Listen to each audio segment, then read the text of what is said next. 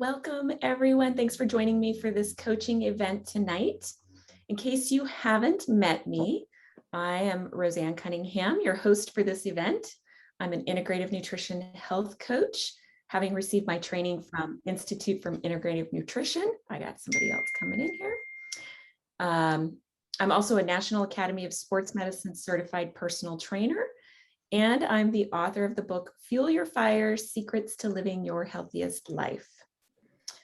Mostly though, what I do in this role as a fitness and nutrition coach is I help women lose weight and keep it off for good. So tonight, some of the knowledge I share with you is going to be knowledge that I share with my regular coaching clients. Some of it may be new to you, some of it may not be. So we'll just kind of dig in and see what we come up with.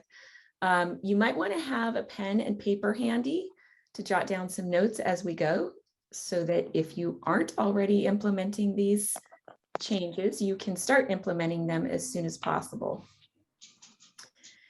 And of course, if you have any questions throughout this discussion, I invite you to post them. There is a chat box, so I just ask that you use the chat function if you have any questions, and I will do my best to respond to those quickly. And if you're not already on mute, if you can put yourself on mute just so that everybody can hear without any distraction. Awesome. Thanks, ladies. All right. So let's get started with this. So our current state of affairs is not really looking too healthy these days, is it? Childhood obesity is soaring. Lifestyle-related diseases are taking millions of lives each year, not to mention they are making people feel absolutely miserable. And when people don't feel well, they don't perform well at anything they do in life. It literally affects their energy, their stamina, their confidence, their productivity, their mood, and even their relationships. Did you know that on average, children eat only 2.5 portions of fruit and veggies per day, which is half the recommended intake? And more alarming to me is that they also eat 50% more sugars than what is recommended as a max, and 25% more of what they should be having of the unhealthy fats. And then more than 2 in 3 adults are considered to be overweight or extremely obese. And sadly, about 1/3 of all children ages 6 through 19 are overweight or obese. And it's my belief that this actually starts in the home. It starts with what's learned. It starts with the habits that take place, the foods that are prepared, and of course, the lack of knowledge for what is actually healthy. It wasn't until I got into nutrition school that I started, they told me in nutrition school, when you get out there and you start working with clients, you're going to be blown away by how many people don't actually really know what they should and shouldn't be eating. We get into nutrition school and I was like, everybody knows this stuff. Well, a lot of people do know this stuff. They just don't apply it. So they need support in being able to apply it consistently. But there are actually genuinely a lot of people who really don't know what they should be eating, or why, for that matter. And once I started working with clients on a regular basis, my eyes were open to that truth. There really are a lot of people who don't have that knowledge. So one of the things that I get to do in this job, which I love, is I get to educate fellow women on what to do to be healthier. So I'm a firm believer that taking personal responsibility will be the key to your success in getting healthier and or losing weight. I understand that many women feel like getting healthy or losing weight is hard work, and they would be right about that. If it was easy, everyone would do it, right? Everybody would be at their ideal weight. We would never have that situation where we would have to resist temptation, because it wouldn't even be a temptation. There are two paths that an individual can take. Path number one is the easy now, hard later path. And path number two is the hard now, easy later path. It's unfortunate, but most people opt for the easy now, hard later path. They don't take their health seriously at a young age, and then their life gets progressively more difficult as they reach their 40s, their 50s, and their 60s, and they find that their health starts declining. I know that was the case for me. I didn't take my health seriously at all when I was younger. And then when I hit 40 years old, all hell broke loose. My health, that was when my health started to decline. And that is what led me to get into integrative nutrition, was my health declining and then figuring out what it was going to take to get me back to optimal health naturally. And it took me about 2 years to figure that out. And I did figure it out. But when I figured it out, it wasn't without a lot of trial and error. I had to throw a lot of things up against the wall to see, okay, what does this do? What if I try this? What if I try that? And ultimately, it all came down to nutrition. Nutrition was the key to me getting my health back. Not just the food on my plate, but integrative nutrition. And integrative nutrition looks at that whole body, whole mind, whole life approach to health and wellness. So if you're willing to do the work now, even though it's hard, it will make such a huge difference for you in the long run. The more you can make healthy choices part of your daily habits, the more natural it becomes, and the healthier you will feel, and the healthier you will actually be over time.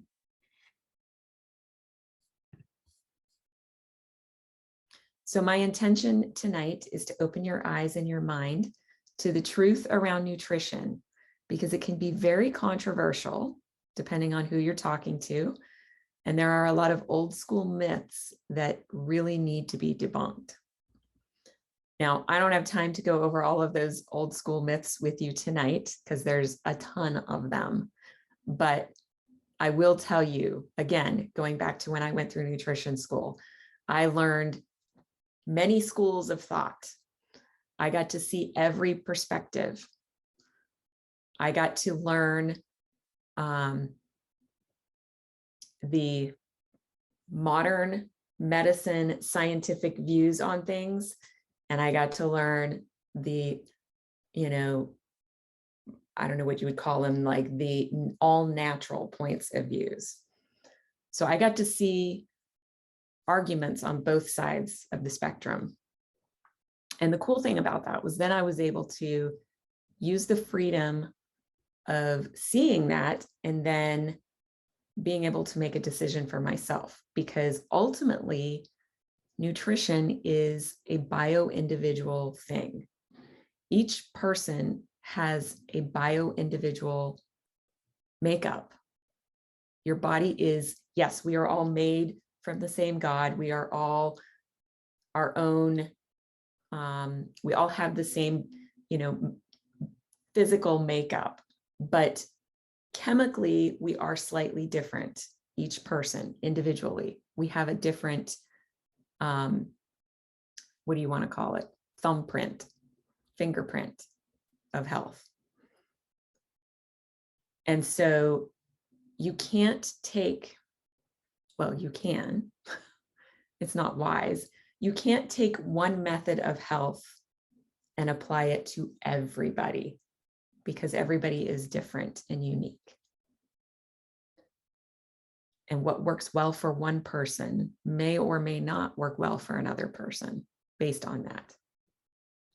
And so that was one of the things I loved about integrative nutrition, is learning that there is freedom in being able to apply nutrition in a way that works for each individual person.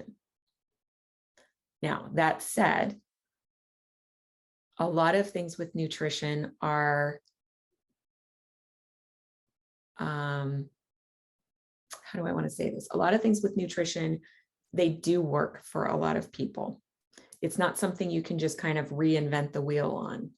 There are things that we've just known for many, many, many, many years, but the facts around those things sometimes change based on science and individual unique bodies and other factors that play into it. So I do want to go into some nutrition myths with you tonight. And I have about, I think, 4 of them that I want to cover with you tonight. The first one being, and these are probably the 4 that I hear most commonly as I'm working with clients or even just talking to people, every day, just in having normal conversations, somebody will say something and I'll be like, actually, that's not true. So the first myth is that whole wheat is a health food and should be a regular part of a balanced diet. Everybody thinks whole wheat is good for you. And when we compare whole wheat to white flour, for example, yes, it is better. It is a better choice. But whole wheat in and of itself is not considered a health food. Whole grains are very good for you, assuming that the grains that you're choosing to eat are, something that your body uniquely processes well. Not everybody can process grains well. Some people have a lot of gut dysbiosis and a lot of inflammation in their bodies.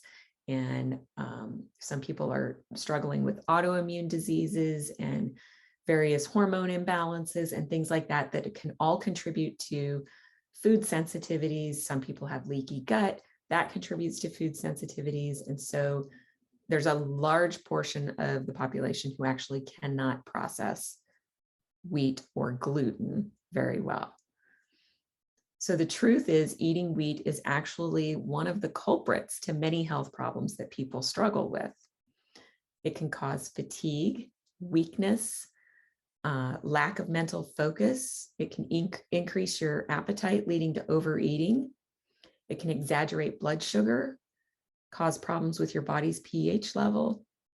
It can put people at a higher risk for metabolic syndrome, high cholesterol, high triglycerides, and it can have a negative effect on your gut health, leading to systemic inflammation in the body.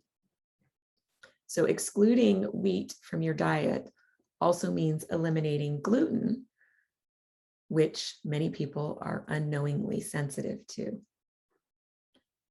So if you notice that you're having a lot of digestive upset after you eat, it might be worth looking into. It might be worth doing a little trial of going wheat-free, gluten-free for 3 weeks, 4 weeks, and see how you feel.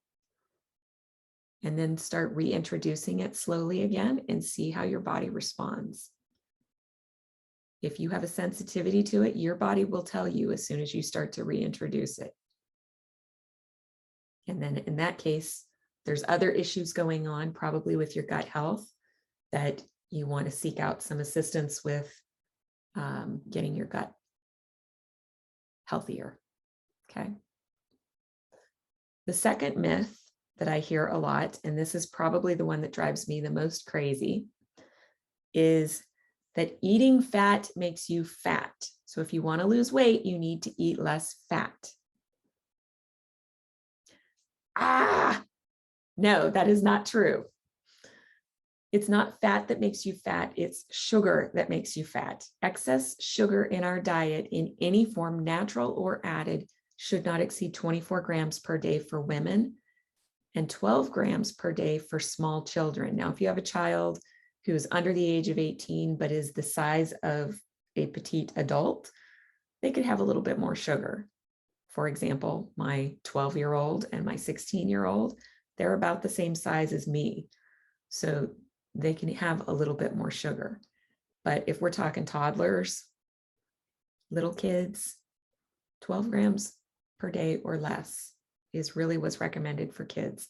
And do you know how much all of us consume? if you spend, and I actually want to encourage you to, if you haven't already done this, I want to encourage you to test this theory out. Practice sugar awareness for an entire week. Write down every single gram of sugar that you consume for an entire week. Be brutally honest about it. Don't avoid it. Eat how you would normally eat. And write down every gram of sugar that you consume. And I guarantee you, you will be shocked. Most people tell me, I don't eat candy, I don't eat junk food, therefore I don't eat a lot of sugar. And if you've worked with me at all, you know that sugar is in everything. So a lot of times people have no clue how much sugar they're actually consuming until they start to practice sugar awareness. And when you apply that to your children and all the juice that they drink and the sports drinks and the sweet treats that get packed in their lunches, the cookies and the trips to the ice cream shop and the syrup that goes on their pancakes and the jam that goes on their toast and the sugar that's in their morning breakfast cereal. Like, it's no wonder our kids are bouncing off the freaking walls. It's no wonder our kids are having a hard time paying attention. It's no wonder we as adults have a hard time paying attention because we are in a toxic overload of sugar in our system and we have no clue that that's what's going on until we take the time to practice sugar awareness. And in the meantime, everybody's saying, go low fat, non-fat, reduced fat. But we need fat in order to produce hormones. And we need those hormones in order to have a healthy, optimally functioning body. And yes, fat will lead to increases in cholesterol, but not necessarily bad cholesterol. If you're eating the right fats, you're elevating your good cholesterol too. It has to be a balance there. There has to be a balance. There actually is such a thing as having too much good cholesterol. I just found this out not long ago on my own blood work. I was like, my good cholesterol is high? Seriously? How does that happen? One too many avocados, apparently. But my point is that everything needs to have a balance, even healthy fats versus the unhealthy fats, right? The omega-3s versus the omega-6s. Omega-6s you'll find in a lot of processed packaged foods and some saturated fats. The omega-3s are going to be in your, your avocados and your nuts and your salmon and your oily fishes and things like that. Those are those healthy fats. So you need a balance of both of them. But fat is good for creating cholesterol. Cholesterol is necessary to create hormones. Hormones are necessary for optimal function of everything, everything. So reducing fat is never a good idea.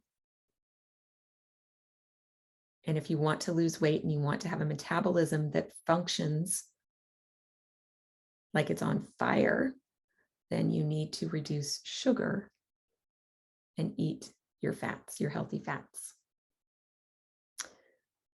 Anything above and beyond that 24 grams a day of sugar, your body will store as fat. Your liver is so busy processing all of the other garbage that we put into it, all of the toxins and the excess hormones that we throw at it, that it simply can't process all of that sugar. So it sends it to your classic fat storage spots, and that's where it stays. So ladies, where do we store fat? In our butts, in our tummies, in our hips, in our thighs. And if we're lucky, in our boobs, or if we're not lucky, in our boobs. Depends on who you talk to. The grass is always greener, right? All right. The third myth is that a high protein diet increases strain on the kidneys and raises your risk for kidney disease. The truth about that is that you would have to eat an insane amount of protein for that to put stress on your kidneys. So unless a doctor has specifically told you that you have problems with your kidneys and that you need to reduce your protein levels. I've also heard this about drinking too much water, by the way. So if you have heart problems and your heart's not pumping efficiently enough to get rid of all the excess water that you're putting in, your doctor may tell you not to drink too much water for that reason. So if a medical doctor tells you that you should not be consuming a certain amount of protein or a certain amount of water, then of course listen to your doctor. But according to PubMed studies, as long as you're an active adult, meaning you exercise every day on a regular basis, you can eat up to 1.0 to 1.6 grams of protein per body pound or per pound of body weight without causing any health problems for yourself. So what that equates to is if you weigh 150 pounds, you could easily go up to 150 grams of protein per day. Again, assuming you're active and not sitting around all day.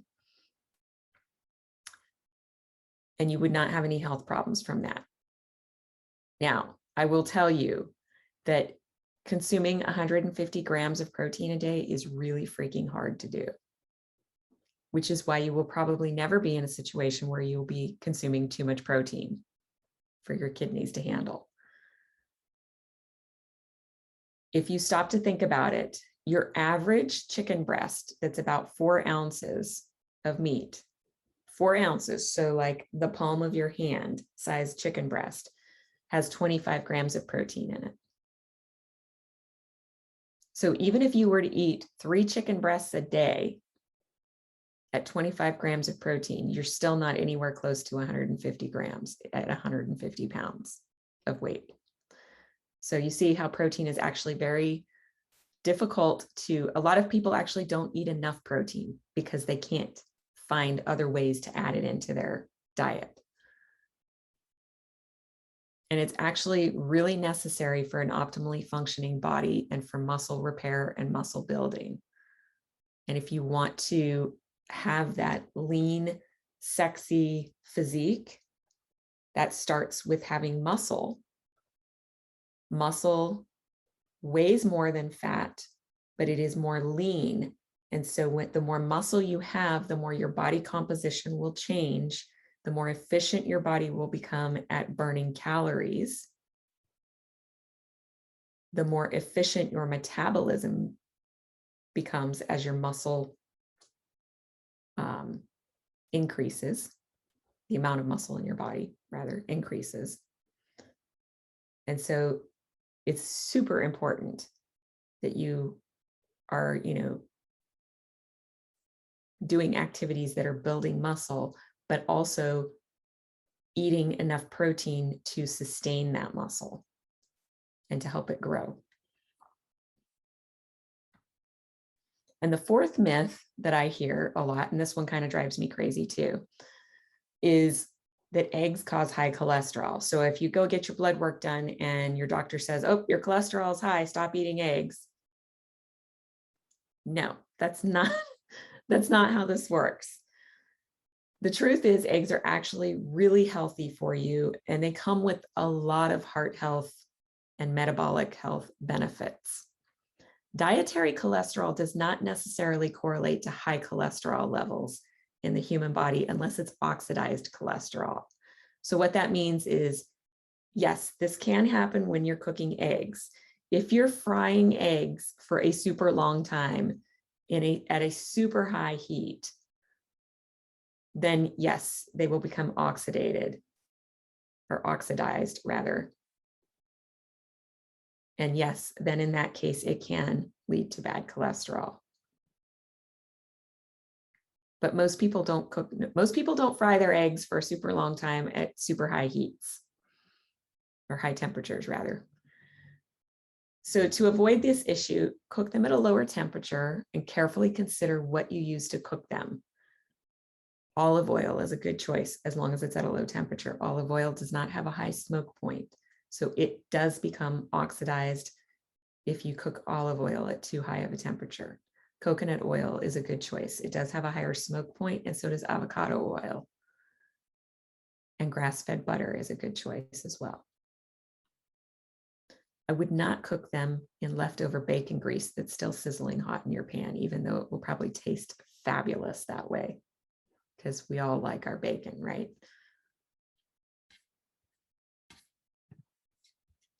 All right. So what should you be eating then? First, I wanted to share a proverb that I love. And the proverb goes like this. And you have to think about this, okay? Because it's pretty good. When you have your health, you have 1,000 dreams. And when you don't, you have one. Make sense? When you have your health, there are no limits. You want to do everything. You feel fantastic. So you dream big. But when you don't have your health, the only dream you have is to feel better. Right? My goal tonight, is for you to walk away from this being able to dream big, dream bold, and dream without any limitations.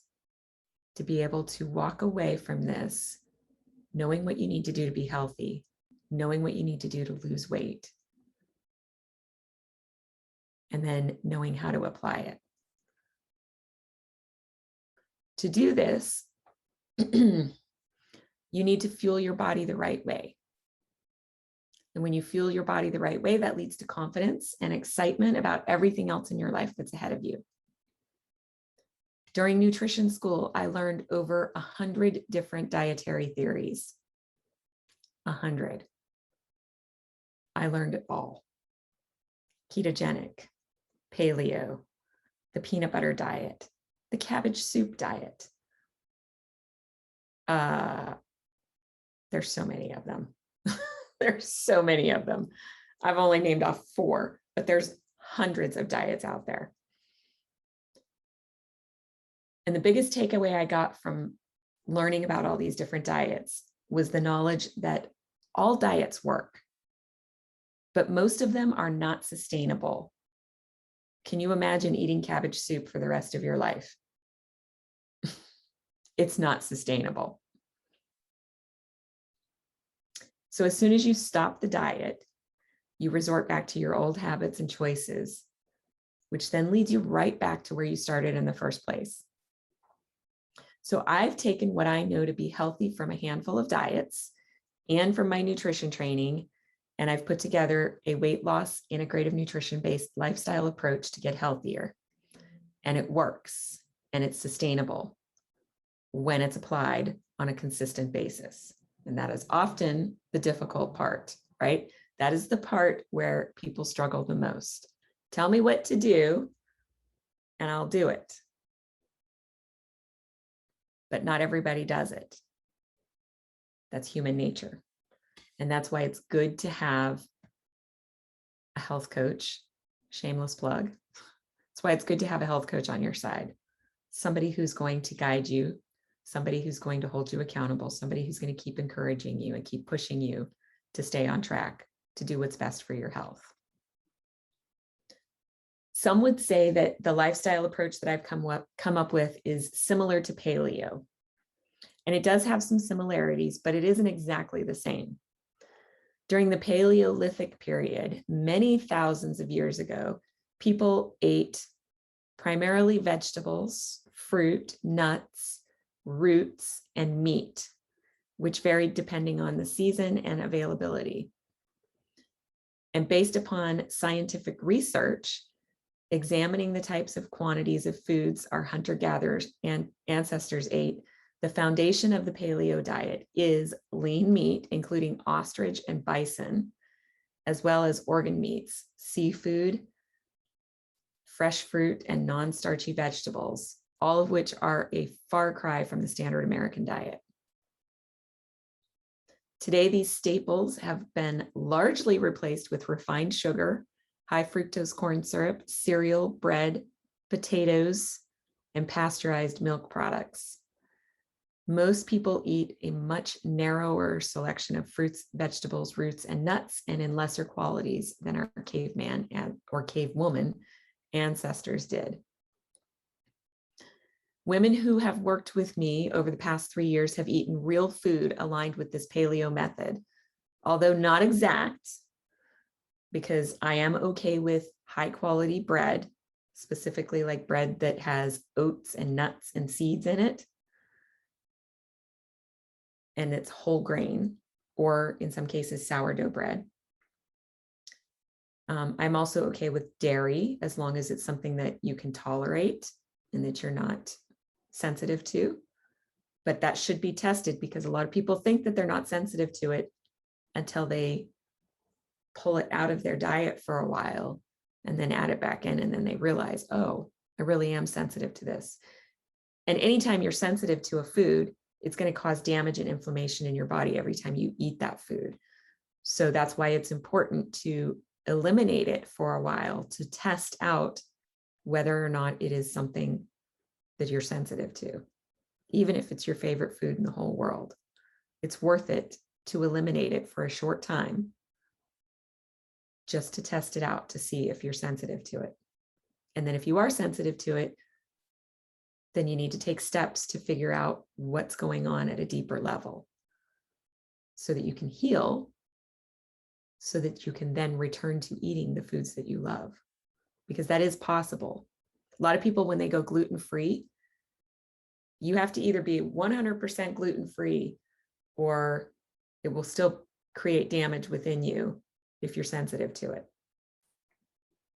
And people say, oh my gosh, does that mean I have to go for the rest of my life without ever eating bread again or pasta? And the answer is no, you don't have to go the rest of your life without ever eating it again. But you might have to go a good solid 2 to 3 years without it while you work on healing your gut from the damage that it's caused. Once your gut is healed, then you can start reintroducing those foods again, but not like going crazy with it. Part of the gut being messed up isn't just from eating those foods. Part of it is from all the other lifestyle choices that we make that damage our health. From putting the antibiotics in, and from taking the synthetic medications, and from drinking an excessive amount of alcohol, and you name it. So the other thing that I'm okay with my clients consuming is potatoes. Everybody vilifies potatoes. Oh my gosh, you can't have potatoes. They're so bad for you. That is a lie. Potatoes are not bad for you. They are only bad for you if they come in a McDonald's fry container, or Burger King, or Wendy's, or fill in the blank fry container. All right. If you are baking a potato at home in your oven and you eat that potato with the skin and everything, it is really nutrient dense and good for you. And you should continue to consume those. Sweet potatoes are fabulous for you. Red potatoes, gold potatoes, baby potatoes. They're all good for you as long as they don't come in a fast food fry container. So don't think that you can't have potatoes. Some of that might be my Idaho girl coming out in me. When you grow up in Idaho around potatoes, you kind of take them pretty seriously. But I have eaten potatoes my entire life, and I am as healthy as a horse. I don't know why people use that term, healthy as a horse, but you know what I mean. All right. Anyway, the women who have worked with me over the past 3 years and who have eaten the way that I have taught them to eat have reported to me that they've had improved cholesterol, lower triglycerides, lower weight, reduced symptoms of lifestyle-related diseases, and have even come off of medications they never thought they'd see the end of. So it works. What to eat? Real whole foods, high protein sources, salmon, chicken, beef, pork, eggs, healthy fats, olive oil, coconut oil, various nut butters, nuts and seeds. Chia seeds are loaded with healthy fats. Vegetables. I'm talking leafy greens, colorful vegetables like peppers, sweet potatoes, beets, onions. And then fruit and whole grains in moderation. Stick with your low glycemic fruits like berries. And with whole grains, some of my favorite whole grains to turn to are brown rice, quinoa. Yeah, that's pretty much it. There are more, but those two are my favorite.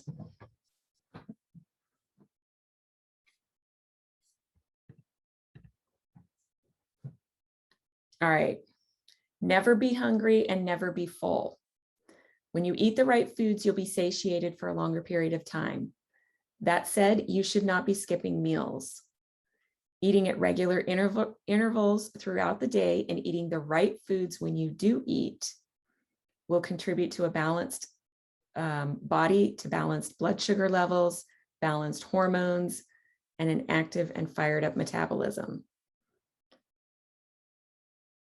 So don't skip meals. A lot of people ask me about intermittent fasting. You're not skipping meals with intermittent fasting. You're simply eating all of your meals within a certain period of time. There are pros and cons to intermittent fasting.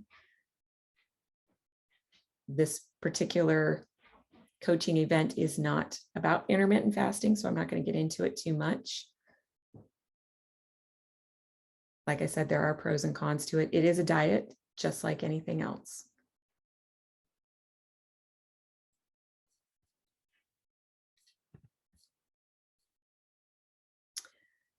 In order to be successful with eating the right foods, it takes starting with a plan. You have to have a plan in place, and then you need to follow it consistently. Meal planning is an exercise that you need to deploy for 2 to 4 weeks, and then all you have to do from there is rinse and repeat. So once you have 4 weeks worth of plans in place, then you just alternate them each week, and that way you'll never get bored.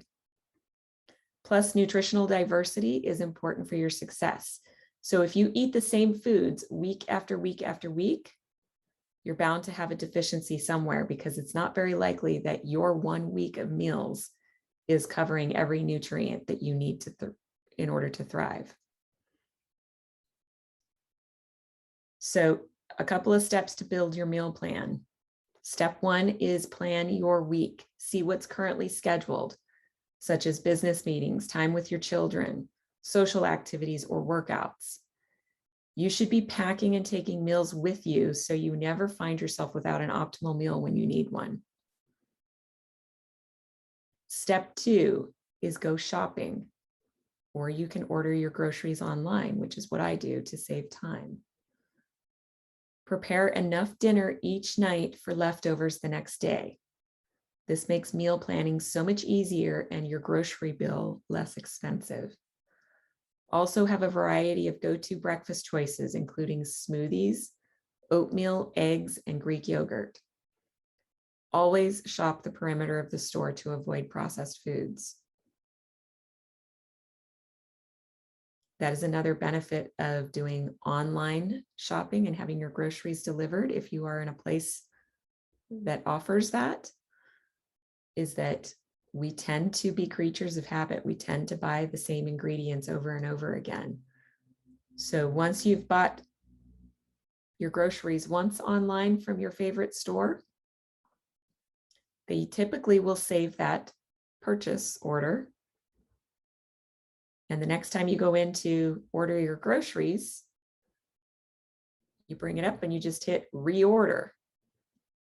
So you're not being faced with that temptation of all the new things that are on the store shelves that, oh my gosh, Keebler came out with a new cookie that I haven't tried, which is what would get me every time because cookies are my kryptonite.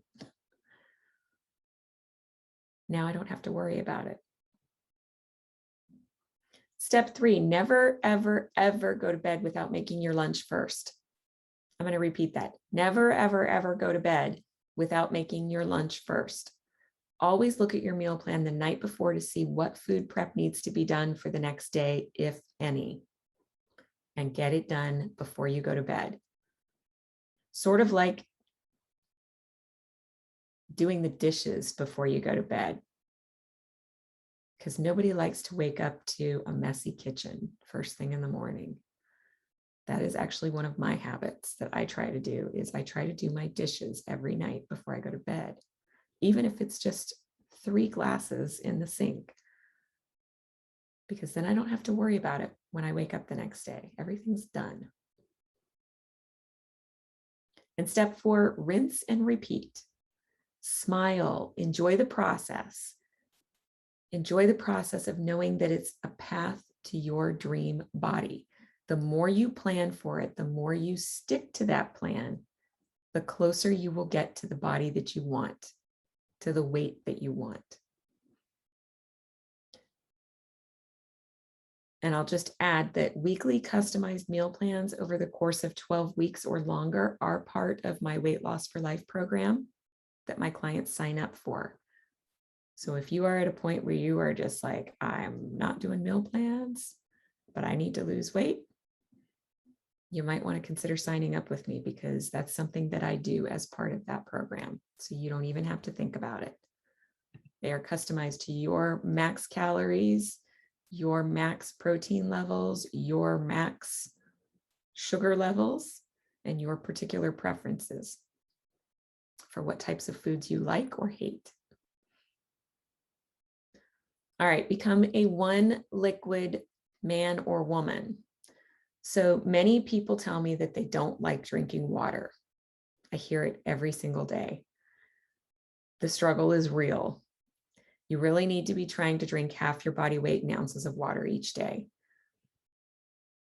And here's the deal. If you're in the same boat where you don't like to drink water, you need to get over it. Okay? Focus on the health benefits that being fully hydrated will bring you, because it's worth it. Think about how many calories and grams of sugar you're going to save yourself just by sticking with water throughout the day. Every day, your body loses water through urine and sweat. Therefore, it needs to be replenished. You can survive for months without food, but only a few days without water. So if all you change is that you start drinking half your body weight in ounces of water each day, you'll have made one of the best health decisions you can ever make for yourself. Drinking water relieves fatigue. It improves your mood. It treats headaches and migraines. It helps with digestion and constipation. It aids in weight loss. It flushes out toxins. It regulates your body temperature. It promotes healthy skin, relieves hangovers. And actually, a lot of people don't realize this, but it even beats bad breath. So if you struggle with bad breath, maybe you need to drink more water.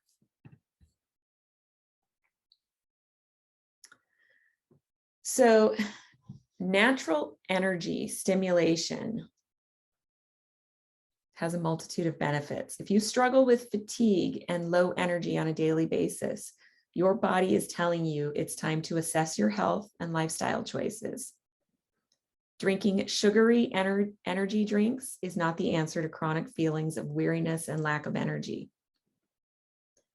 If you need a quick pick-me-up that's healthy and will give you energy and clear thinking, and water just doesn't light your fire in the moment, then you can reach for a green smoothie. I would not do this on a daily basis unless you have specifically got room for it in your daily calories and sugar, because I'm about to give you a fun little recipe for a green smoothie that you should try, but I guarantee you it's high in sugar. All you need to make this is a few ingredients and a blender. So try this. 1 cup of fresh spinach, a 1/2 cup of coconut water, unsweetened, 1 orange that's peeled, a 1/2 cup of pineapple, a 1/2 cup of mango, 1/2 banana, and 1 scoop of your favorite protein powder. I personally like vanilla whey protein powder. That's the one that's the flavor I tend to use most. And when it comes to protein powders, you want to make sure you're getting a high quality source of protein. I am a big proponent of protein powders that you can get from truvani.com, Truvani. Hers are mostly plant-based. So if you're trying to avoid dairy, that's a good place to go for your protein powders. However, my personal favorite, I go back and forth between plant-based and dairy-based protein. My favorite protein powder is Nutritional Frontiers brand, and it's the vanilla whey protein powder. And usually Nutritional Frontiers brand of anything can only be purchased through licensed practitioners. So if you happen to have a health food store nearby that has a licensed practitioner on staff, they might sell Nutritional Frontiers brands. You might be able to find their protein powder on Amazon. I'm not sure. I haven't looked for it on Amazon. You may be able to find it at like a Whole Foods or at your local chiropractor's office or a naturopath's office. But it does, typically they have to have a licensed practitioner in order to sell their products.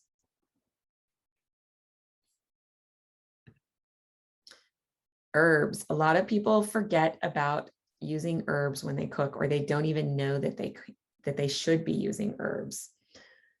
Herbs and spices really should be your new best friend in the kitchen if you aren't already cooking with them.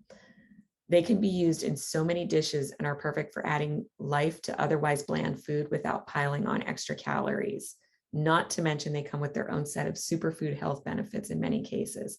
When I was growing up, I'll just tell you, my mother never, ever used fresh herbs in our meals, which surprises me because she had the most beautiful garden every year, but she never grew herbs or used them in her cooking. And I think it was just because she didn't know any better. And it wasn't until I became an adult and started playing with different recipes and things like that, that I started cooking with actual fresh herbs. And I was like, holy cow, what a difference it makes in flavor when you use fresh herbs versus something that's dried in a jar. Such a big difference. One of my favorite herbs is rosemary. It's easy to grow it in a pot out on your, front porch or on your back deck. And it's delicious cooked with pot roast in a crock pot or roasted chicken. And it's good for improving memory too. So if you have memory problems, eating lots of rosemary is supposed to be good for that. And let me just say also, when you put rosemary in a crock pot with just about anything, and you've been out of your house for a while and you walk in, the aroma in your house is to die for. I love the smell of fresh rosemary cooking in the crock pot. I also love fresh basil on homemade flatbread pizza, chives over a baked potato, cilantro in my summer salads, One of my favorite summer salads, I actually did not have this salad this summer. Kind of surprised by that, is mixed greens or spinach with fresh strawberries and blueberries, some walnuts, and a little bit of cilantro. Use your kitchen scissors to just cut a little bit of cilantro in with the salad, and use like a balsamic vinaigrette type of dressing. Oh my gosh, it's amazing. It's one of my favorite salads. And then thyme. Thyme is another one that is good in a lot of various poultry dishes. So fresh herbs are, in my opinion, best to start working with. They're more potent and flavorful than dried seasonings and herbs that are bottled. And then another thing you want to do to help with this healthy eating is you want to kick up your kitchen a notch. So this strategy might be kind of intense, and it could be potentially expensive, but anything you can do to make your time in the kitchen more pleasant and efficient should be a non-negotiable for you. So if you hate your kitchen, if you hate everything about it, if it's too cluttered, if it's not organized well, if you don't have the proper kitchen tools on hand, if you need a dishwasher and you don't have one, if you need a new set of, frying pans, or a new crock pot, or a new microwave, or whatever, do what you need to do to make your kitchen a place that you enjoy being, and a place that makes cooking healthy meals a pleasant experience. For example, you can purchase a new grill. It's generally a worthwhile investment. A slow cooker for making delicious meals in advance is also a good idea. A blender to whip up your smoothies or protein drinks if you don't already have one. Gadgets for slicing and dicing. And one of my favorites, a good chef's knife. A good chef's knife is essential when chopping up veggies. I literally use my chef's knife every single day, and I often have to wash it multiple times during the day and use it again. It is amazing. I even have my boyfriend sharpen it for me on a regular basis because I use it so much.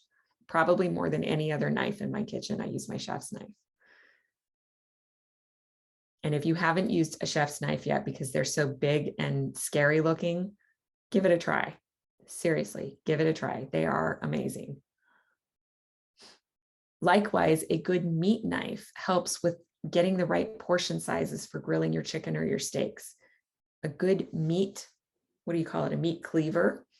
They're really good for cutting meat when it's still in a raw state, so that you can portion those sizes in advance. And by portioning them, that also makes the cooking process go a little faster. They don't need to cook quite as long when you do that. Another great tool that I just thought about is one that my boyfriend uses, and I need to get it for my kitchen, but it's a meat tenderizer. Now, the meat tenderizer that I have in my kitchen, anybody who knows me would probably laugh about this. The meat tenderizer I have in my kitchen is a kitchen hammer. It has little spikes on one side and it's flat on the other side. And I put my meat on a cutting board that's covered in wax paper. I put my meat down, then I cover the meat with wax paper, and then I go to town. Bam, bam, bam, bam. And my kids all freak out. And my dog freaks out because they're like, what's going on? I'm just getting out some aggression in my kitchen, and it feels good. What that does is it does do some tenderizing, but mostly what it does is it flattens the meat down, thins it out a little bit so that all the sizes are about the same, so that when you're cooking multiple pieces, it cooks them at the same pace. So you don't have one piece that's undercooked and one piece that's overcooked. But the tenderizer that my boyfriend uses is, you can actually get it on Amazon. I wish I had it to show. right now, but it is a plastic piece that's got metal spikes that come out, poke through the holes in the bottom, and you put the meat down and you just go, it's almost like a stamp. You just push down on it and those spikes pierce the meat, and then you can put your meat in some kind of marinade or dressing, and all that, those yummy flavorful juices get into those holes where the spikes hit the meat and make it more flavorful and juicy when you do cook it and eat it. So that's another cool kitchen tool to have. Another thing I've recently added to my kitchen is an air fryer, which I have not used yet, but my understanding is that air fryers are actually not too bad as far as like they're a healthier choice than frying things. So I haven't used mine yet, but I am looking forward to using it, hopefully in the near future. And then we are almost finished, but I just want you to also avoid burnout with simple creativity. Your healthy food choices should never get stale, and instead they should keep you eager and excited to consume those high quality, nutritious foods. I always recommend making this a team effort with your family so that everyone can see and feel a sense of contribution at mealtime. But I realize that's not always feasible in every home, and some people live alone and some people are empty nesters, and that's fine. But for those of you who have kids, getting them excited about eating healthy starts by getting them involved in the kitchen with you. Then when you put the food on the table, a fun tip is you can add a lazy Susan packed with various condiments, spices, and herbs that they can then customize their meal to their liking. So for example, if you've grilled some chicken and you've done that together, then they've got their chicken piece on their plate. They're sitting at the table, they can spin that lazy Susan around, which kids love to do, and they can grab whatever they want off of it and sprinkle whatever they want all over their chicken and make it to their liking. And they'll be so curious about the creation that they've just made that they will gobble it up because they did it. So getting creative with kids in the kitchen is always a good thing. So how do you feel right now? I know I've shared a ton of information with you here, and it's not even all of the information that you need to know to have the body that you want. This is purely about food, but I also have training in fitness and lifestyle coaching as well. The reality is that getting healthier and losing weight really requires a whole body, whole mind, whole life approach. The food you eat is only one aspect, but it is said that 80% of your success happens in the kitchen. So it is a very important aspect. And so I'm glad that you have chosen to join me tonight for this coaching event so that you could learn that really important aspect, or at least get a refresher on it. You have to start somewhere, right? So start where you're going to see the greatest impact first. Start in the kitchen.